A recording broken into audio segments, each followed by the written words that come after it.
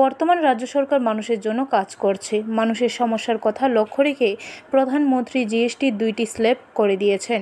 পণ্ডিত দীনদয়াল উপাধ্যায়ের জন্মজয়ন্তী উপলক্ষে রাজধানী মুক্তধারা অডিটোরিয়ামে তথ্য ও সংস্কৃতি দপ্তরের উদ্যোগে আয়োজিত শ্রদ্ধাঞ্জলি অনুষ্ঠানে এই কথা বলেন মুখ্যমন্ত্রী ডক্টর মানিক সাহা। তিনি বলেন, দেশের জন্য তিনি আত্মবলিদান করেছেন, কিন্তু আগে তার বিষয়ে কাউকে কিছু জানতে দেওয়া হয়নি। বহু লোক রয়েছে যারা কম বয়সে অনেক কিছু দিয়ে গেছেন দেশকে, তাদেরকে সর্বদা স্মরণ করতে হবে। পণ্ডিত দীনদয়াল উপাধ্যায় ভারতের কৃষ্টি সংস্কৃতিকে নিয়ে চিন্তা করতেন।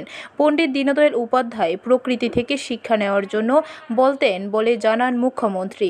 আমাদের যে কৃষ্টি সংস্কৃতি পরম্পরা, সেটাকে নিয়ে আলটিমেটলি উনি চিন্তা করতেন যে যখন তৎকালীন সময়ে যে প্রধানমন্ত্রী ছিলেন জওহরলাল নেহেরু, উনি আসলে বুঝতে পারছিলেন না যে আমি কি কমিউনিজম বা সোশ্যালিজম নিয়ে চলবো।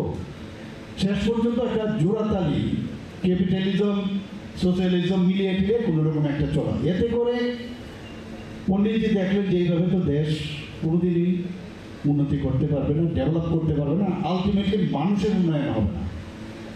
তখন উনিই বললেন যে না, একাত্মক মানববাদ সেটা আমাদের করতে হবে। অনুষ্ঠানে এছাড়াও উপস্থিত ছিলেন সাংসদ রাজীব ভট্টাচার্য, তথ্য ও সংস্কৃতি দপ্তরের সচিব PK চক্রবর্তী, অধিকর্তা বিম্বিসার ভট্টাচার্য সহ অন্যান্যরা।